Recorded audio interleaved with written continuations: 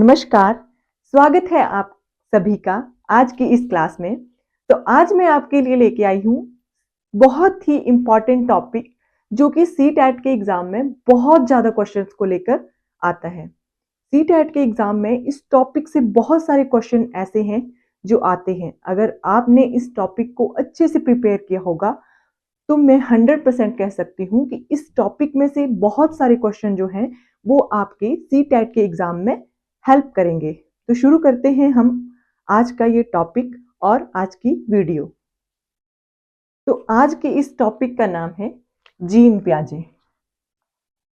Gene प्याजे जो हैं वो सीटेट में बहुत सारे क्वेश्चन जो हैं वो लेकर आते हैं। तो जीन प्याजे के बारे में आज हम बात करने वाले हैं। सबसे पहले तो जानते हैं कि जीन प्याजे हैं कौन और इनका जो सीटेट के एग्जाम में जो क्वेश्चन आते हैं उसमें क्या रोल है या इन्होंने कौन सी जो सिद्धांत है उसको प्रतिपादित किया है।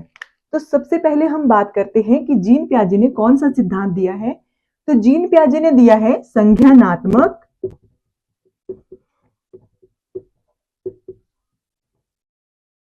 सिद्धांत,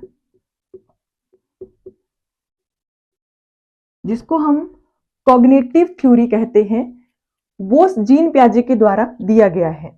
जीन प्याजे के बारे में आपको मैं बता दूं कि ये जो संज्ञानात्मक विकास का जो सिद्धांत है उसके सर्वाधिक जो बहुत ही ज्यादा लोकप्रिय एक वैज्ञानिक हुए हैं। इनका जन्म जो है वो 9 अगस्त 1896 को 9 अगस्त 1896 को स्विट्जरलैंड में हुआ था।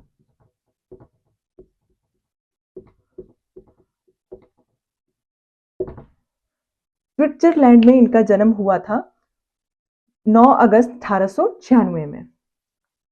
जब ये अल्फ्रेड वीने जो हैं उनकी प्रयोगशाला में जो बुद्धि परीक्षण कर रहे थे उसके ऊपर ये कार्य कर रहे थे, उसी समय इन्होंने ये जो सिद्धांत है संज्ञानात्मक विकास का, ये इनके द्वारा जो है वो प्रतिपादित किया गया था। ये एक स्विस बोल सकते हो आप, ये एक स्विस के मनोवैज्ञानिक थे।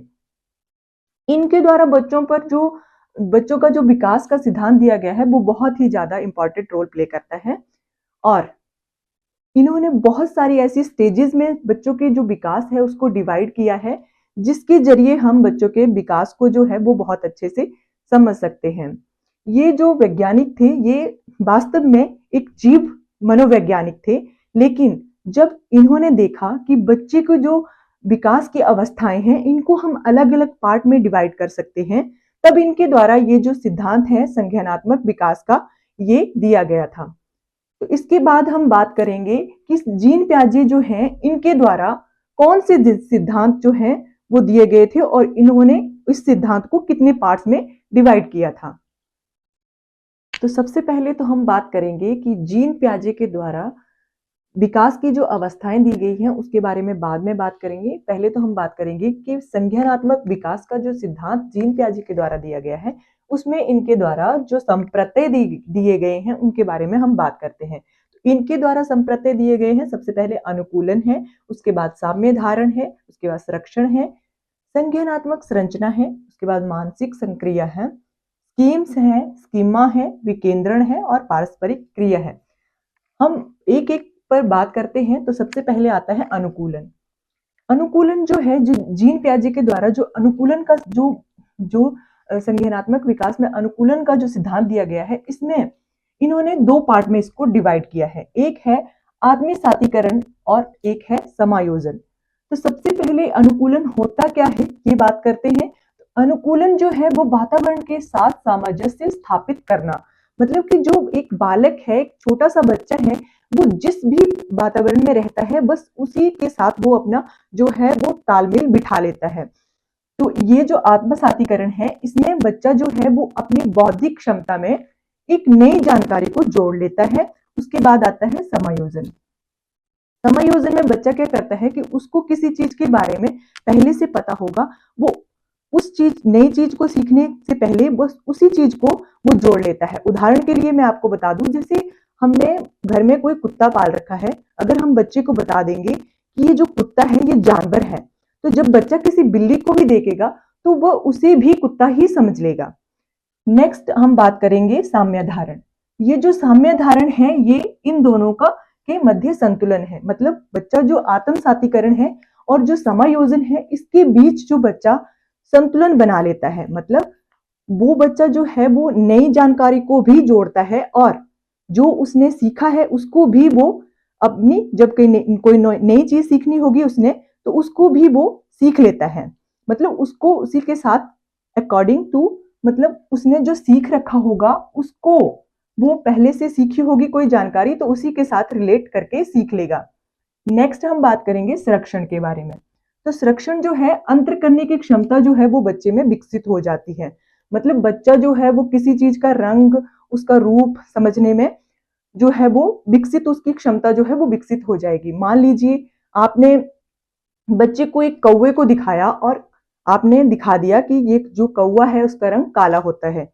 तो जब बच्चा किसी कबूतर को देखेगा तो वो उसमें भेद कर पाएगा कि ये जो कबूतर है वो सफेद रंग का होता है और जो कौवा है वो काले रंग का होता है। मतलब बच्चे की जो अंतर करने की क्षमता है वो संरक्षण के जरिए जो है वो विकसित हो जाती है। नेक्स्ट है संज्ञानात्मक संरचना। अब जो ये संज्ञानात्मक संरचना है, ये बच्चे के आयु के आधार पर भिन्न भिन्न होती है। मतलब अगर बच्चा 7 साल का है तो उसकी जो संज्ञानात्मक संरचना है वो अलग होगी, और अगर बच्चा 2 साल का है तो आपको पता है कि उसकी संज्ञानात्मक संरचना अलग अलग होगी। ये जो संज्ञानात्मक संरचना है ये हर बच्चे की अलग अलग होती है और आयु के हिसाब से होती है। नेक्स्ट है मानसिक संक्रिया। ये जो मानसिक संक्रिया है ये है बालक समस्या का समाधान निकाल लेता है। मतलब अगर बच्चे को किसी चीज की जो समस्या आ रही है तो वो कोई ना कोई उस चीज का मतलब हल जो निकाल लेगा। वो बच्चा जो है वो अपने पेरेंट्स के ऊपर जो डिपेंड नहीं रहेगा, वो उस चीज का कोई ना कोई हल जो है वो खुद ही निकाल लेगा। नेक्स्ट है स्कीम्स। व्यवहार के संगठित पैटर्न को बार बार दोहराना। मतलब मान लीजिए बच्चे ने आपके सामने कोई हरकत कर दी और आप उस पे हंस दिए, तो बच्चा जो है उसको महसूस होगा कि मेरा ऐसे करने से मेरे जो पेरेंट्स हैं या मेरे सामने जो बड़े हैं उनको खुशी मिल रही है। तो बच्चा जो है बस उसी चीज को बार बार दोहराता रहेगा। ये है स्कीम्स। मतलब उसका जो व्यवहार पैटर्न है वो संगठित हो चुका है, उसको वो बार बार दोहराता है। नेक्स्ट है स्कीमा। स्कीमा है मानसिक संरचना जिसका सामान्यीकरण संबंध हो। मतलब कि बच्चा जो है वो, उसकी इस तरह से संरचना हो चुकी होगी कि वो हर तरह की परिस्थिति में जो है वो सामान्यीकरण बिठा लेगा। मतलब उसको किसी भी सिचुएशन में अगर हम बिठा दिए देंगे तो उसमें वो जो है वो सामान्यीकरण कर लेगा, मतलब उसमें एडजस्ट वो कर लेगा। नेक्स्ट है विकेंद्रीकरण। विकेंद्रीकरण होता है बच्चा समस्या समाधान के लिए किस सीमा तक चिंतन करता है। अब विकेंद्रीकरण जो है उसमें देखा जाता है कि कोई बच्चा जो है वो किसी भी समस्या में अगर फंस गया है तो वो उस समस्या का समाधान करने के लिए कहाँ तक उसका जो है वो उपाय जो है वो सोच सकता है, या कहाँ तक उसकी जो स्मरण शक्ति है या उसकी जो समस्या समाधान की शक्ति है वो उसको कहाँ तक जो है वो चिंतन कर पाता है। नेक्स्ट है पारस्परिक क्रिया। पारस्परिक क्रिया है बच्चों की वास्तविकता को समझना कि जो बच्चे हैं मतलब बड़े हैं, अगर बच्चों के सामने हैं तो उन आपको उसकी वास्तविकता को समझना होगा कि बच्चे जो हैं वो किस प्रकार से समझ सकते हैं। कि अगर हम बार बार बच्चे को एक ही तरीके से समझाते रहेंगे तो बच्चा कई बार नहीं समझ पाएगा। तो अगर आपने उस चीज को सिखाने के लिए नया तरीका ढूंढ लिया तो उसको कहते हैं हम वास्तविकता को, बच्चे की वास्तविकता को समझना है। और खोज की क्षमता परिपक्वता पर नहीं शिक्षण पर निर्भर करती है। ये जो पारस्परिक क्रिया है इसमें जो बच्चा है वो मतलब उसका जो, आपको पता है बच्चे कितने मतलब खोजपूर्ण, मतलब उनका जो व्यवहार है वो रहता है। मतलब वो नई नई चीजों को सीखना चाहते हैं जल्दी जल्दी। तो उनका जो क्षमता है, इस खोज करने की क्षमता जो है, इस टाइम पर वो ज्यादा परिपक्व नहीं हुए होते हैं। तो हम जैसा उनको सिखाएंगे बस बच्चे उसी प्रकार से सीख लेंगे। अगर हम बच्चे को गलत चीजों के बारे में सिखाएंगे तो बच्चा जो है वो गलत चीजों को जल्दी सीख लेता है, और अगर हम बच्चे को सही चीजों के बारे में सिखाएंगे तो बच्चा जो है वो जो सही चीजें हैं उनको भी सीख लेता है। तो इस पे डिपेंड करता है कि बच्चा जो है इस टाइम पर शिक्षण पर निर्भर करता है। वो अभी परिपक्व नहीं हुआ है, मतलब अभी उसका जो अंदर के मतलब जो बचपन है उसका वो जीवित है। उसको वो जो हम जिस प्रकार से शिक्षण देंगे उसी पर उसका जो व्यवहार है वो निर्भर करेगा। अब हम बात करेंगे जो जीन पियाजे के द्वारा जो संज्ञानात्मक विकास की जो अवस्थाएं दी गई हैं उनके बारे में। ये जो संज्ञानात्मक विकास की अवस्थाएं हैं, ये हैं 4 अवस्थाएं। ये जो जीन पियाजे के द्वारा संज्ञानात्मक विकास की 4 अवस्थाएं दी गई हैं, जिसमें है संवेदीगामक अवस्था, जिसको सेंसरी मोटर स्टेज कहते हैं। उसके बाद है संक्रियात्मक अवस्था, इसको प्री ऑपरेशनल स्टेज कहते हैं। उसके बाद है ठोस संक्रियात्मक अवस्था, ऑपरेशनल स्टेज। उसके बाद है औपचारिक संक्रियात्मक की अवस्था, यानी कि फॉर्मल ऑपरेशनल स्टेज। कई बार क्वेश्चन पेपर में ये पूछ लिया जाता है कि जीन पियाजे के द्वारा विकास की संज्ञानात्मक विकास की कितनी अवस्थाएं दी गई हैं। तो आपने याद रखना है जीन पियाजे के द्वारा संज्ञानात्मक विकास की 4 अवस्थाएं दी गई हैं, और इसमें बच्चे के जो विकास का स्तर जो है उसको जीन पियाजे के द्वारा अलग अलग जो एज वर्ग है, मतलब उसकी उनकी बच्चों की जो आयु है उसके आधार पर बांटा गया है। जैसे कि जो संवेदीगामक अवस्था है, ये 0 से लेकर 2 वर्ष तक रहती है। उसके बाद 2 से 7 वर्ष तक जो है वो संक्रियात्मक अवस्था रहती है। उसके बाद 7 से 12 वर्ष तक ठोस संक्रियात्मक अवस्था रहती है, और उसके बाद औपचारिक संक्रिया की अवस्था यानी कि ये रहती है 12 से लेके अडल्टहुड तक, किशोर अवस्था तक। तो सबसे पहले हम बात करते हैं संवेदीगामक अवस्था। ये जो है 0 से लेके 2 साल तक की है। तो आपको पता चल रहा होगा कि बच्चा जो है वो मतलब अभी पैदा हुआ है और 2 वर्ष तक की जो उसकी एज है उसमें बच्चा क्या क्या कर सकता है। बच्चा जो है वो केवल इशारे से बात करता है, उसको अगर भूख लगेगी तो वो रोएगा बस।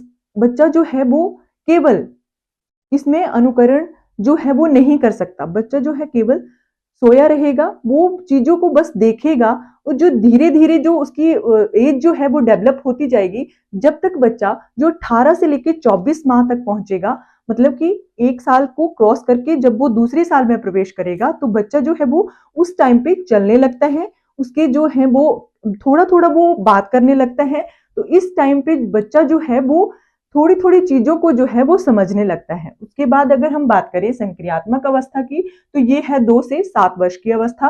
तो इसमें जो है बच्चा जो है वो चीजों को धीरे धीरे से समझने लगता है। वो मतलब चिन्ह अब जो है वो प्रस्तुत करता है। बच्चा अपने माता पिता के साथ अपनी बात को जो है वो शेयर कर पाता है कि उसे क्या प्रॉब्लम है, उसे किस चीज का जो है वो समस्या आ रही है, या उसे क्या चीज जो है वो बहुत ज्यादा पसंद आ रही है। मतलब ये जो एज है उसमें बच्चा जो है वो स्कूल जाने की एज मतलब है ये, इसमें बच्चा जो है वो स्कूल जाने लगता है, उसका जो परिवेश है वो चेंज हो जाता है।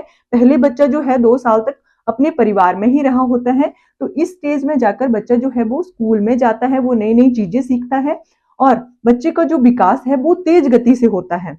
नेक्स्ट हम बात करें ठोस संक्रियात्मक अवस्था। इसमें जो है वो 7 से लेके 12 वर्ष की अवस्था, मतलब इसमें जो बच्चा है उस बच्चे में पलटवार का जो विकास मतलब सिद्धांत है वो विकसित हो जाता है। मतलब अगर बच्चे को हम किसी समस्या को लेकर क्वेश्चन करेंगे कि ये क्वेश्चन जो है वो उस समस्या का समाधान वो बच्चा किस प्रकार से कर सकता है, तो बच्चा जो है वो इस स्टेज में पलटवार का जो सिद्धांत है उसको समझ जाएगा। पलटवार यानी कि अगर हम बच्चे को सिखाएंगे कि 2 × 2 जो है वो 4 होते हैं, तो इस अवस्था में जाके बच्चा ये समझ जाएगा कि 4 का हाफ जो है वो 2 होता है। मतलब ये जो बच्चा है इसमें इस प्रकार का विकास जो है वो हो जाएगा कि बच्चा ये समझ जाएगा कि जो चीजें हैं उनको आधा करना सीख जाएगा, चीजों की लंबाई, वजन और उनकी जो चौड़ाई है उनको समझना धीरे धीरे वो शुरू कर देगा। नेक्स्ट है औपचारिक संक्रियात्मक की अवस्था। ये है 12 वर्ष या 11 वर्ष से लेकर अडल्टहुड तक। इसको कई बुक्स में 11 वर्ष से लेकर अडल्टहुड वयस्कावस्था तक माना गया है, और कई बुक्स में 12 से लेकर अडल्टहुड तक माना गया है। तो ये जो अवस्था है ये बच्चे की बहुत ही महत्वपूर्ण अवस्था है। इस अवस्था में बच्चा जो है वो मतलब हर प्रकार से जो है वो विकसित हो चुका होता है। बच्चा जो है अभी मतलब उसके अंदर जो है वो एक बचपन गया नहीं होता है, लेकिन वो एक वयस्कावस्था में प्रवेश कर रहा होता है। बच्चा जो है वो कई समस्याओं के ऊपर चिंतन करना आरंभ कर देता है। अगर आप बच्चे को कोई समस्या देंगे तो बच्चा जो है वो उसका एक प्रकार से हल नहीं निकालेगा। बच्चा जो है उस समस्या को हल करने के लिए बहुत सारे तरीके ढूंढ लेगा। जो बच्चा है उसको इस स्टेज में सबसे ज्यादा जो महत्वपूर्ण है वो है शिक्षण। हम बच्चे को किस प्रकार से का शिक्षण दे रहे हैं, बस उसी के ऊपर ये जो बच्चे की औपचारिक संक्रियात्मक की अवस्था है वो निर्भर करती है। इस स्टेज में बच्चा जो है वो वयस्कावस्था में जो है वो प्रवेश कर रहा होता है। तो इस स्टेज में बच्चा जो है उसकी मानसिक जो बौद्धिक क्षमता है वो एकदम से विकसित हो रही होती है। बच्चा जो देखता है या बच्चा जो उस इस स्टेज में जो शिक्षण करता है, बस उसी से उसका जो है जो शिक्षा है उसकी या उसका व्यवहार जो है वो उसी पर निर्भर करता है। ये थी जीन पियाजे के द्वारा संज्ञानात्मक विकास की 4 अवस्थाएं, जो है संवेदीगामक अवस्था और संक्रियात्मक अवस्था, ठोस संक्रियात्मक अवस्था, औपचारिक संक्रिया की अवस्था। तो इन चारों को आपने याद कर लेना है। और आज का ये वीडियो बस इतना ही। Thank you for watching.